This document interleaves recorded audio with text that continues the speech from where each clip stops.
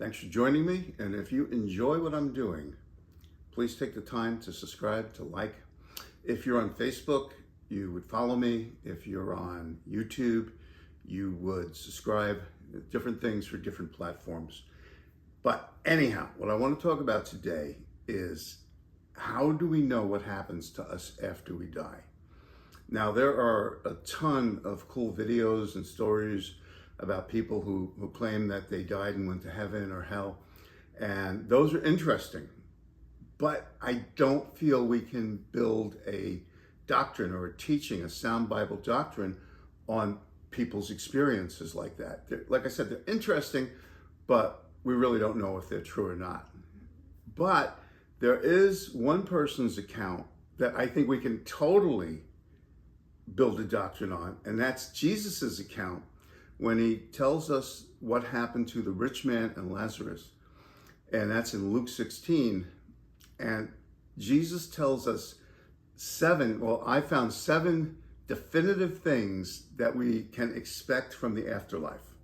The first one in Luke 16:22 is that the angels escort us after we pass away to the afterlife. It said that the angels escorted Lazarus the beggar into Abraham's bosom, which was paradise.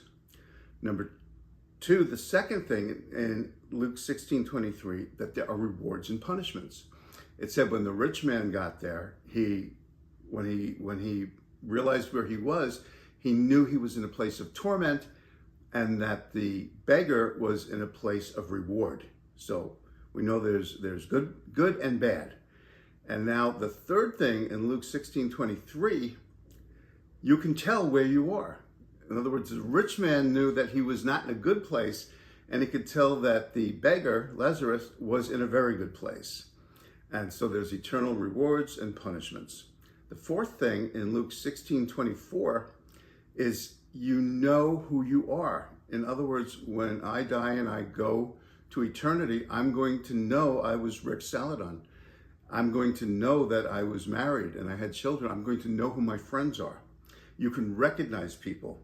You can experience sensation, good or bad. Lazarus, the beggar, was in paradise and he was having a good experience. However, the rich man was in torment. So we can actually experience what I would say physical experiences. And what we see is that the rich man was able to communicate with Father Abraham, who was in Abraham's bosom, the good side, and Father Abraham was able to communicate back with him. So we know that that's another thing that's a truth about eternity. The fifth thing is that there is a gap between the two places, between the place of reward and the place of punishment. There's a gulf, there's a gap that can't be crossed. The sixth thing is what we see is that the rich man wanted to let his brothers know that they were going to be in for a bad time.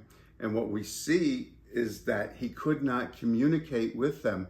What we see is that once you're there, there's no more communicating with the land of the living. And so for those of you who see like spiritists and mediums and things like that, you're not communicating with the spirits of your beloved departed, you're communicating with familiar spirits or demons. So you need to not do that because that opens the door to demonic intrusion. And now the seventh thing is this: you know the life you left behind, and you care about your loved ones. You are aware that you had loved ones, you care about them, as the rich man was concerned about his brothers going into the same fate he had. So these are seven things that we know are rock solid because Jesus tells us. So we don't know a lot about what eternity is going to be like, what the rewards, we don't have a lot of details on that, but we know these seven things because when Jesus tells us something, we know that that's an eternal truth. Well, these are things to think about. I hope you found this interesting. Remember, with Jesus, there's always hope, there's always love. God bless you. I'll see you soon.